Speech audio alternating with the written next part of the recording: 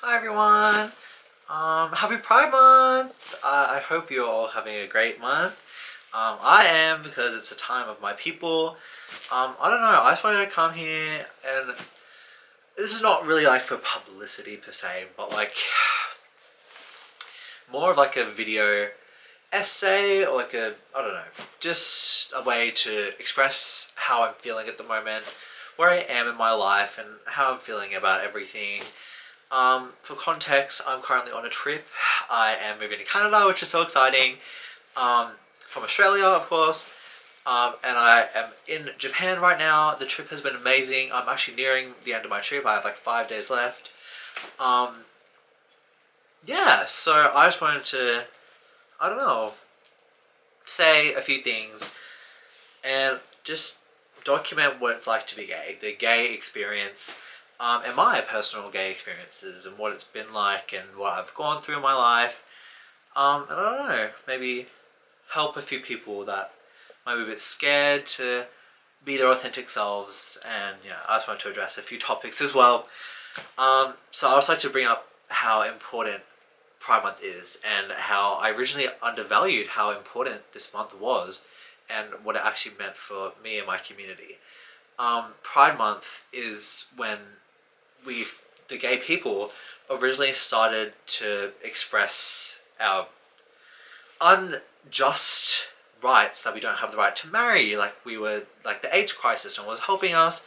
Everyone seen us as, well, them, the pioneers, as like freaks, aliens, because that's what we were. We weren't normal at that time, and so Pride Month is still a very important month to celebrate everyone that we lost in the AIDS like epidemic, and everyone that we've lost to just hate crime in general.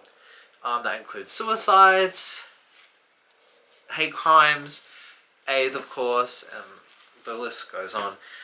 But yeah. So fun fact actually, used to be GLBT, gay, lesbian, trans, queer, well, yeah, bisexual. But it was changed to LGBT because the lesbian nurses were the only ones to help the gay men that had AIDS. Because the lesbian nurses were helping, like, anyway, so in honor of their work, and they would often be exposed to AIDS and also end up succumbing, it was changed to LGBT in honor of that. So I just think that's really cute, and I think that shows that it's not just like gay people, lesbian people, bi people, trans people, queer people. We are all a community. Like we are all part of the same group, as we've kind of gone through the same experiences. Obviously, it varies from person to person, but you know what I mean. So yeah, I'd like to, I don't know, express my gratitude for where I am and who came before me, and yeah, I'm really thankful. I really am to be where I am right now, and everyone that came before me, and yeah, paved the way for me to be able to be who I am today. Speaking of, we're going to talk about my gay experience. So we'll start from the start. When I was born, hooray! So I was born obviously as a baby. You can't really tell what's going on. But when I was about 3, 4, maybe 5 years old, it became pretty clear that I wasn't normal per se. I would wear princess dresses. I would wear those high heel shoes, like princess high heel shoes. I'd run around, have the like best time, not caring what anyone thought. Like I was living my life as like a baby drag queen, and it was great. I remember the princess dresses I used to wear. I used to go to my auntie's house. I used to have a belle dress I used to wear all the time. It was beautiful, it was gorgeous, loved it. And then I outgrew it. And I think that change, outgrowing that, I feel like it was definitely metaphoric of what was about to come. Or symbolic, symbolic of what was about to happen. But yeah, that's when I feel like people would have started to notice that I wasn't the normal kid. So anyway, I continued to grow up as normal. Little to no like anxiety. Like I was just a kid. Like I was just a kid, and it was like the best time of my life.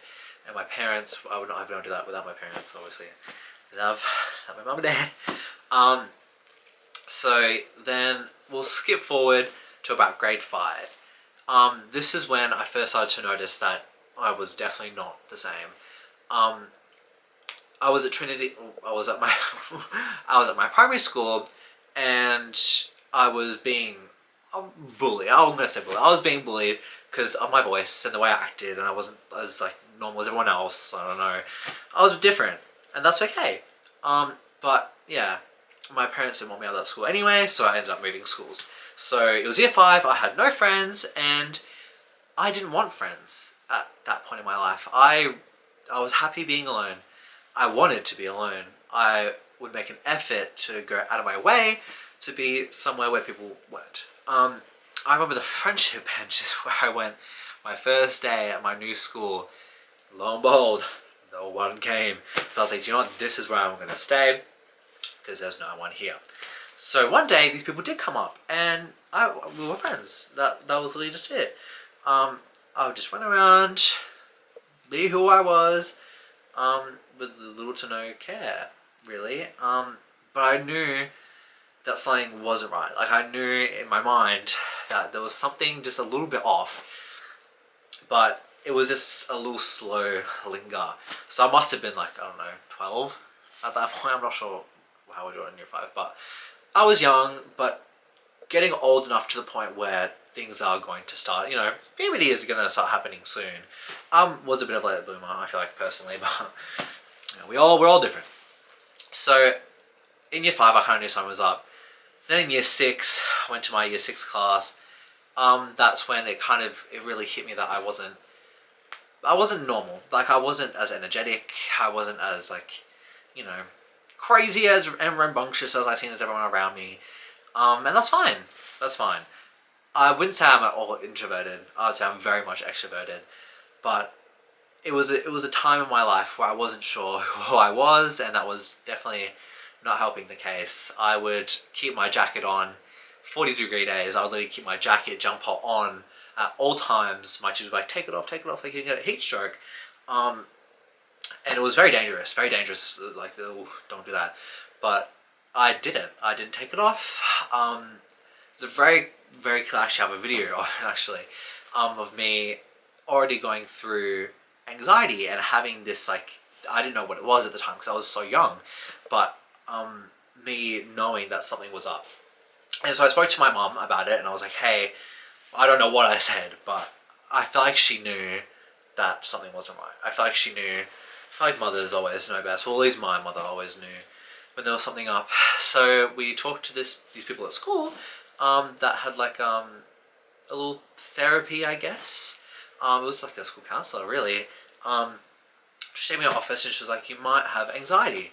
What's good is to put a name to this anxiety. So I gave it the name, I don't remember. I think it was Joey. I think I named it Joey. And I was like, oh, right, okay, well, sure.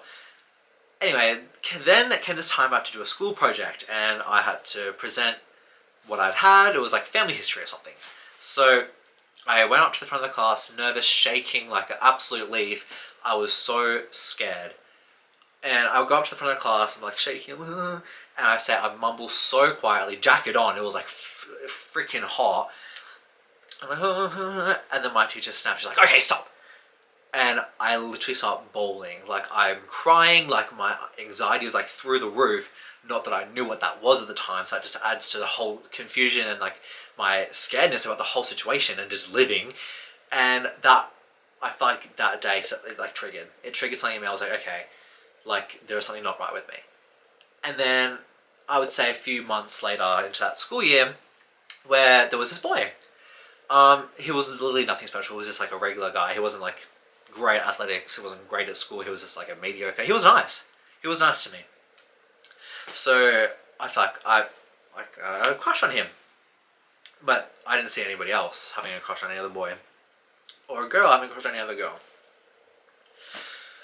So then it kind of got real.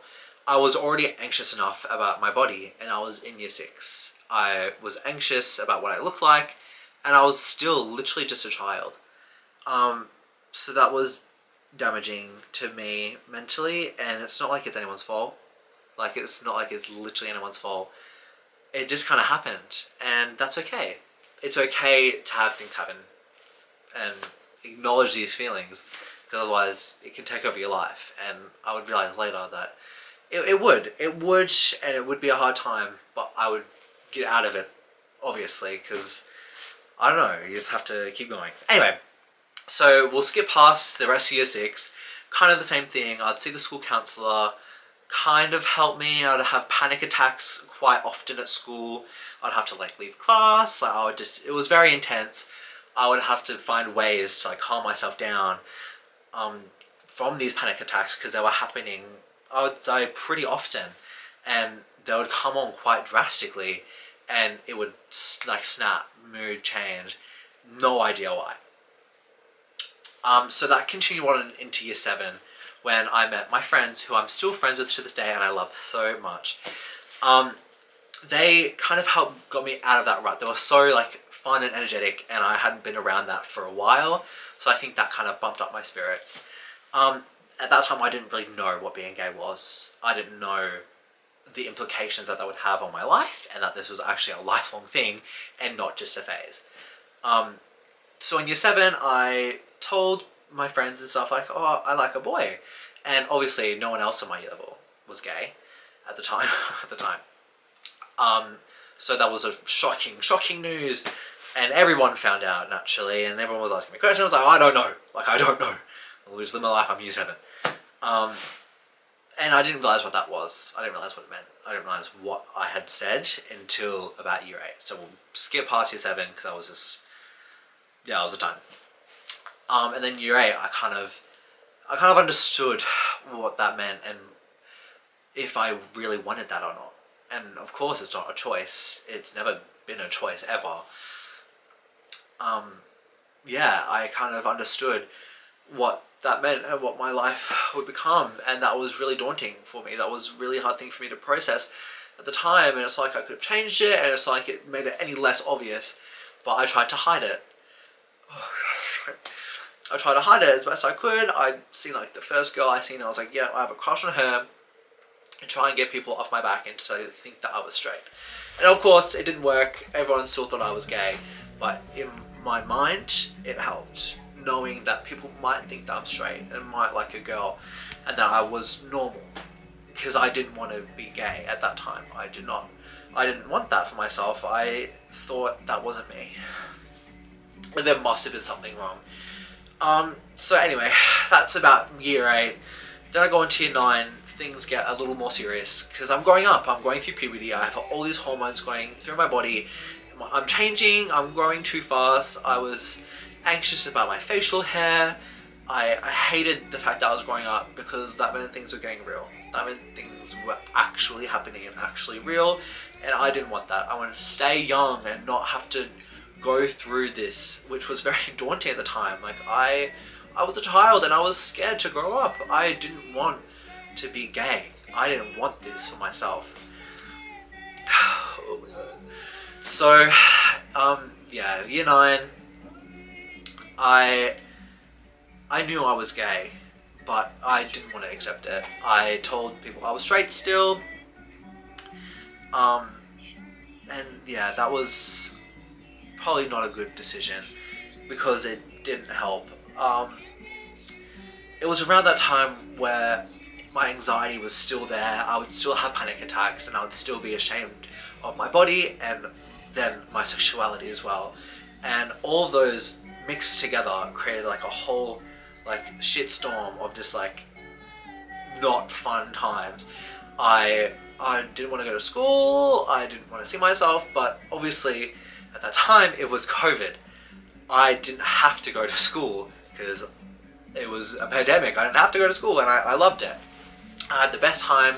I was isolated. I was like with my family, no one else to judge me.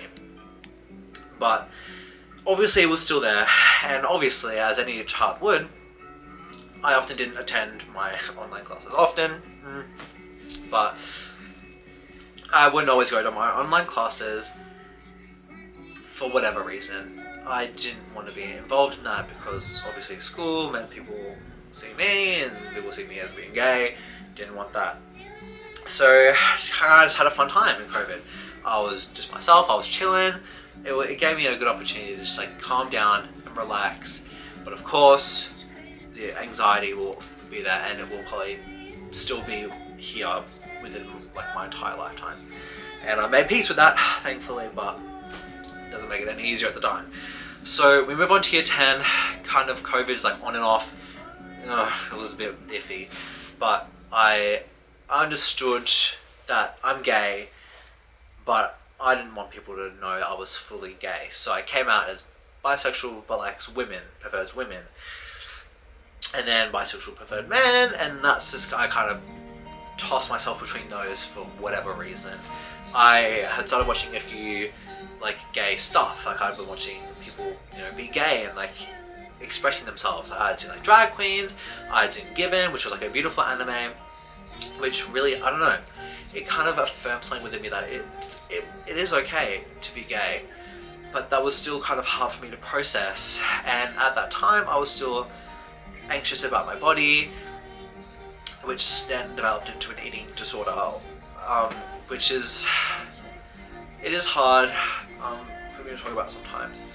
I lied to my parents about it. I would skip meals, and if I wouldn't skip meals, I would throw it up after. And of course, that's so unhealthy. And anyone that's going through that, like, talk to someone, talk to a parent, an adult, an auntie, an uncle, someone who cares for you and wants the best for you, because that is so damaging. It's just a whole mental welfare of just like, it's literally mental warfare. You're fighting your own bodily instincts for societal standards, and it's the worst experience. But at the same time, for me, I was getting thinner, obviously, and I loved that. So it was one of the best times in my life, I would say, in my high school experience. I looked kind of how I wanted, but I didn't like the way it was happening, and I felt guilty for doing it, but then I liked it because I was seeing results. And it was a tough time for me to balance all of these things at once with all that was happening, all the changes in my life. It was tough. It was hard.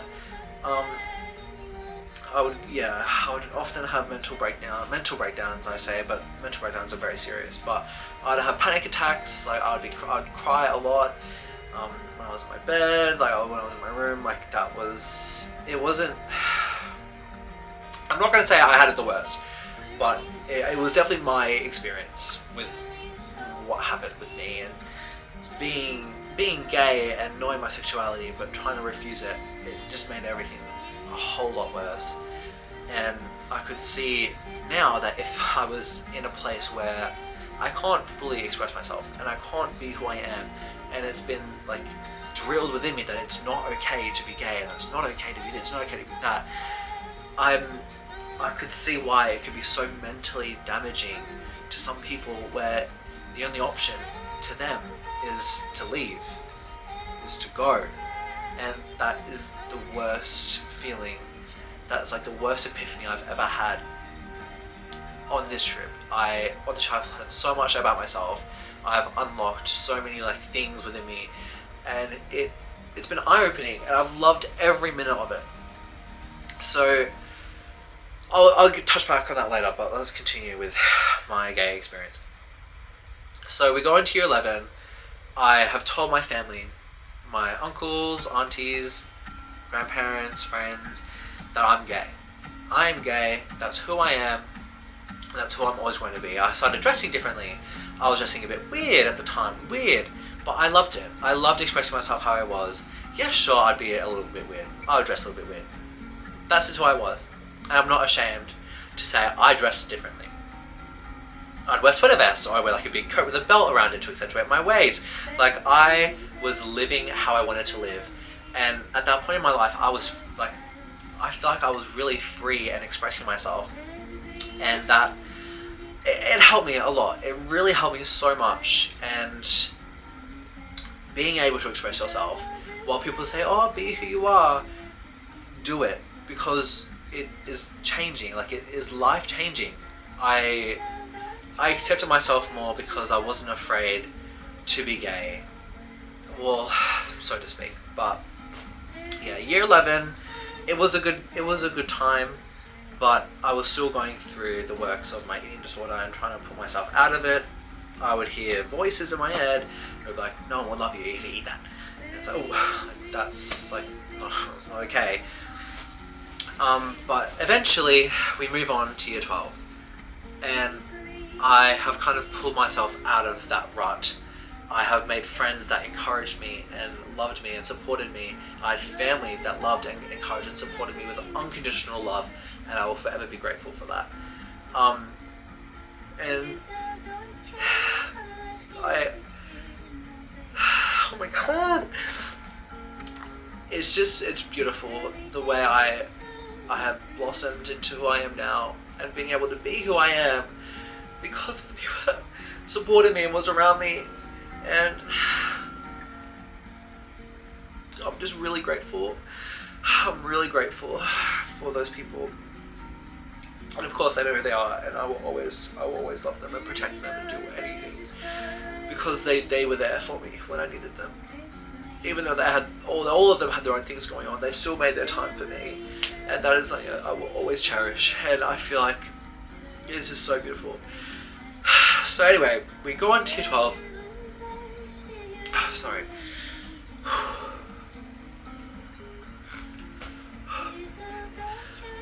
So we go into year 12, and I'm doing like studies for stuff. I did unscored, so it was not like school was stressful for me or anything. I didn't have to worry about exams.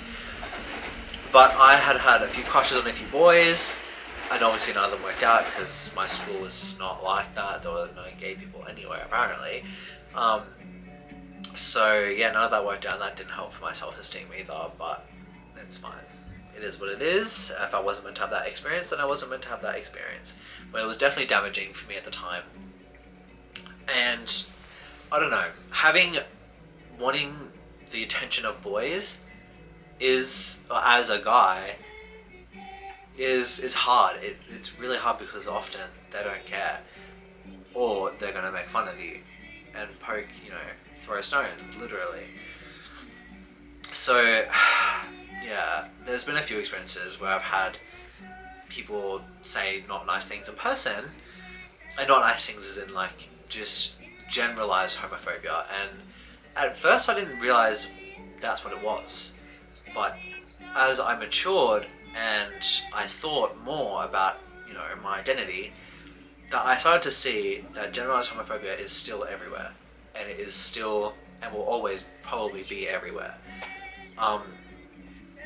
I've gone to a few spats, I will admit, I've gotten to a few spats before, that when people are like, oh, that's so gay, or this is gay, that's gay, and normally that wouldn't trigger me, but it's just things like that is just like, it's painting my sexuality in a bad light.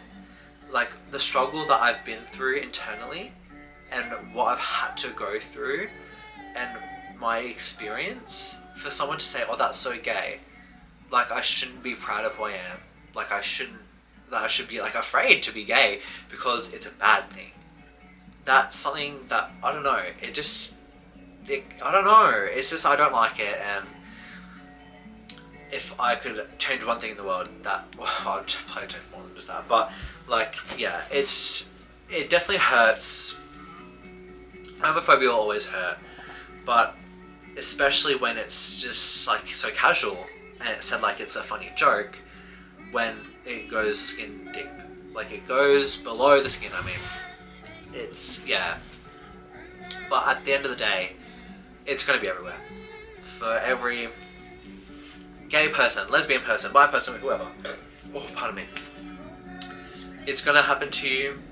You will experience homophobia one day. It's just about being strong and remaining true to yourself. Don't let these people bring you down because they can't be them true selves. If they're lashing out, it's for a reason.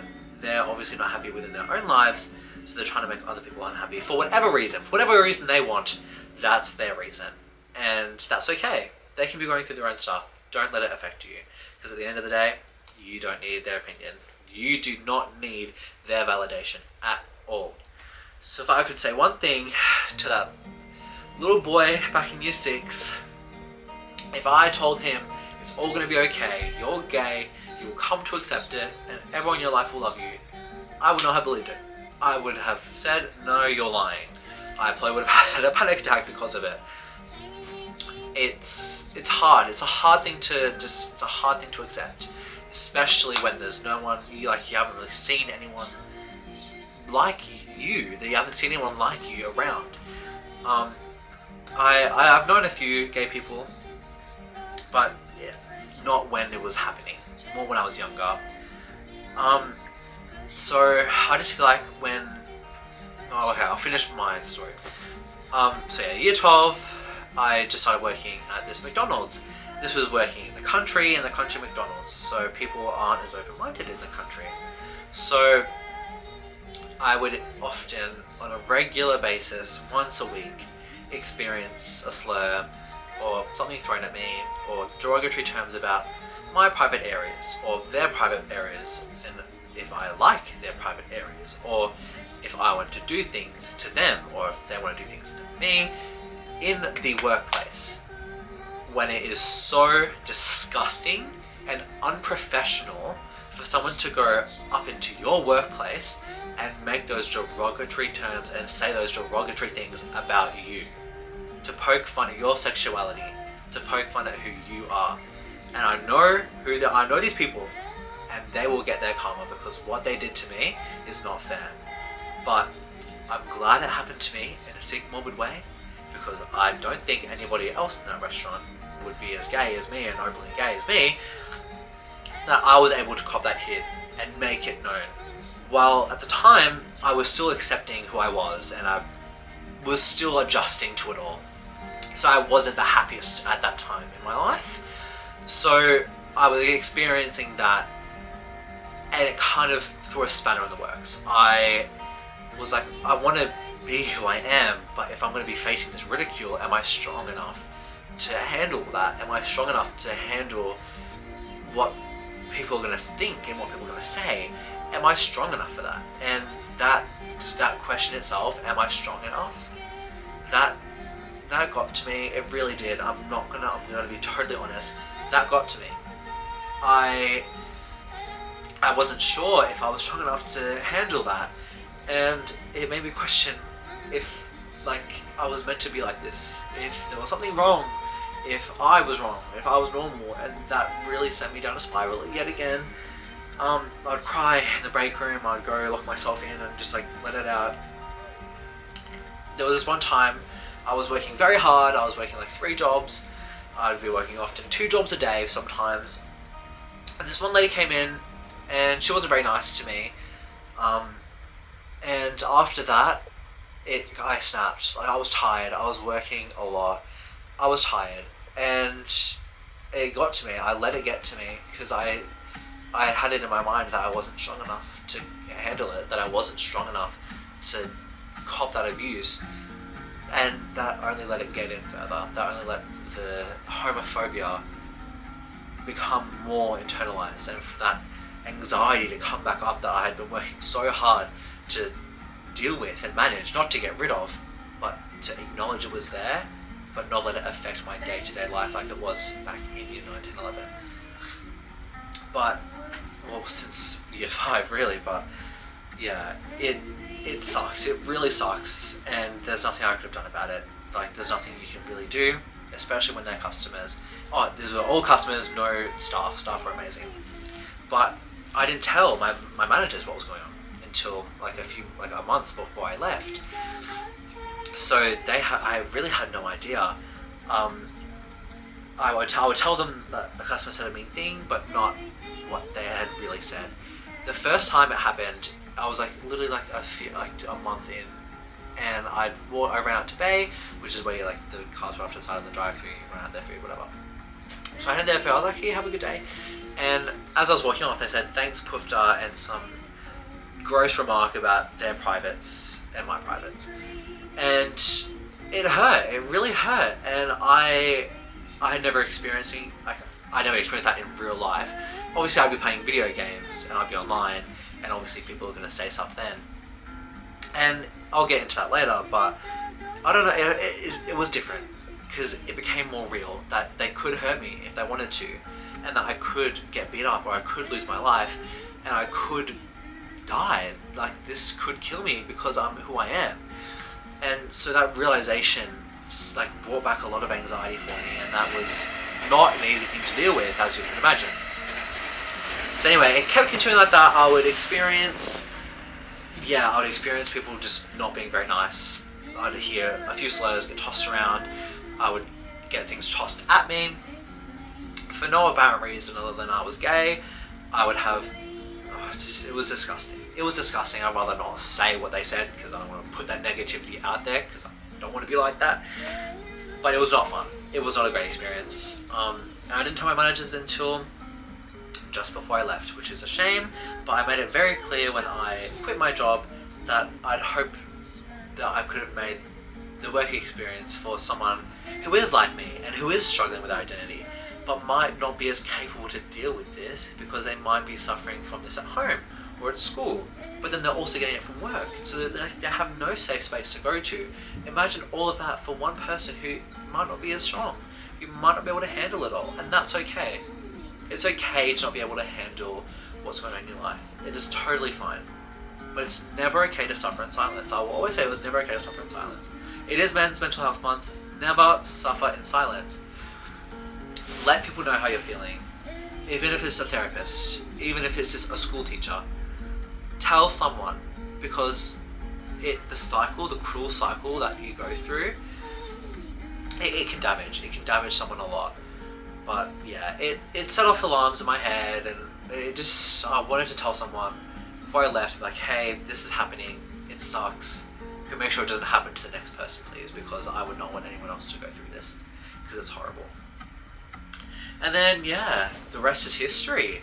I left all that behind. I left what those people said. I left that at McDonald's. I've left Australia now, and I'm having the best time in Japan. I have not experienced any kind of homophobia here. Everyone has just been so amazing. So I just feel like a bit unlucky that I was working at that exact place where everyone seemed to hate the gay people, but that's just how the cards fell, and that's just the hand I had. So yeah, but I would like to speak on a few topics that I brought up before, that it is okay to be overwhelmed. It is okay to be anxious. It is okay to have this anxiety. It's okay to be depressed. It's okay to not fully accept who you are at the start. But there will come a time, and if you said this to me back in year 6, but there will come a time where you will have to accept yourself for who you are. It's a tough pill to swallow, especially if you're denying it. It's okay, and it will get better. It always will. And there will hopefully always be someone there to help you through it. There will be a guardian angel from whatever you believe in that will help you. There will be someone there. You just have to find them.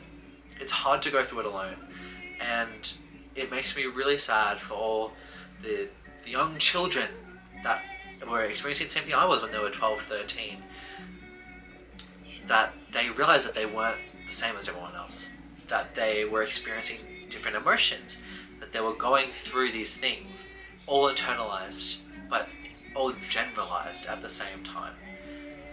And that can be very damaging. So it's very important that you work through it, because it can be hard. And the suicide rates for trans people alone is 44%. I'm pretty sure that's in America at the moment. It's 44% of trans people end up committing suicide. And that to me is devastating. That is devastating. I'm not sure exactly what it is for gay people. I know it's around 20%, 20-30%. I think. I'll have to double check. But it's scary, and it breaks my heart that there are some children out there, there are some adult men with wives and children that have a fake life and will never feel fully completed. They will never have a fulfilled life because they've been hiding who they are for risk of getting killed, for getting put to death for being gay, for the crime of loving someone. Hating, love is a horrible thing to hate. It really is. And in a way, queerness, it saved me.